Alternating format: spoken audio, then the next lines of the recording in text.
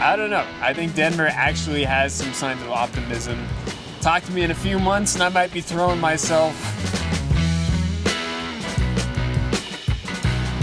All right, Mike, we're doing our weekly Broncos segment. Now, there's some interesting news that came out, and I think this is actually pretty expected.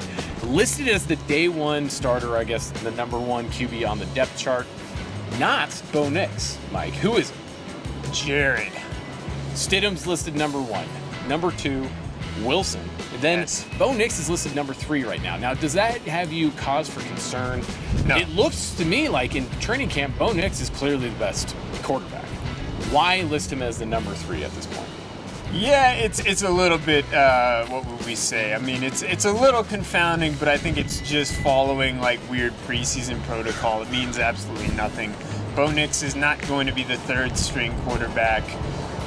What I will say on this end, Dirk, is even if Bo Nix is the 1st string quarterback on this depth chart, it's not like it doesn't mean he's Joe Montana yet, right? Like, I mean, it's still Jarrett Stidham and Zach Wilson. So it's not like a loaded quarterback room, but I am confident, based on what I've heard, that Bo Nix is progressing nicely. Also, some signs of optimism across the board for the Broncos. Seem to have hit on a rookie running back, seem to have hit on some good signings and pickups. Denver, for me, Dirk, is a sneaky team that I think could get 9 or 10 wins if things go right. Now, they're also a team that could end up with 4 wins. It's very possible, but I think that the core that got Denver to 8 and 9, a lot of them are still there. It is actually becoming sort of a veteran locker room, with the exception of the quarterback and a few other guys.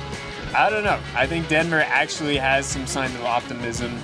Talk to me in a few months and I might be throwing myself, but right now, I'm not so down on it. All right, so I'm going to say this sounds to me like twofold. One, you're going to make him win his spot. Yeah. And I think that's Sean Payton's way of saying you need to win this, you need to be deserving of the number 1 if we're going to move that direction. Plus, there's some money factors in this. Stidham has a pretty nice contract, and, you know, I think to not list him as the starting, especially this early in training camp, that's like admitting a defeat here, admitting an error. Also, Zach Wilson listed as number 2. I'm going to take that as maybe a wedding present by Sean Payton. Just saying, hey, you know what, buddy? I know you just got married, and we're just going to here's your wedding present. We're going to list you as the number 2 for now, but just be ready for the axe later. Did they play Fountains of Wayne at his wedding? Just last question, Mike. Justin Simmons, does he get signed by a team? Yes, he will get signed by someone. It's unclear who, but it's going to be a contender. I think he's holding out for the right situation. Simmons will be playing somewhere very soon.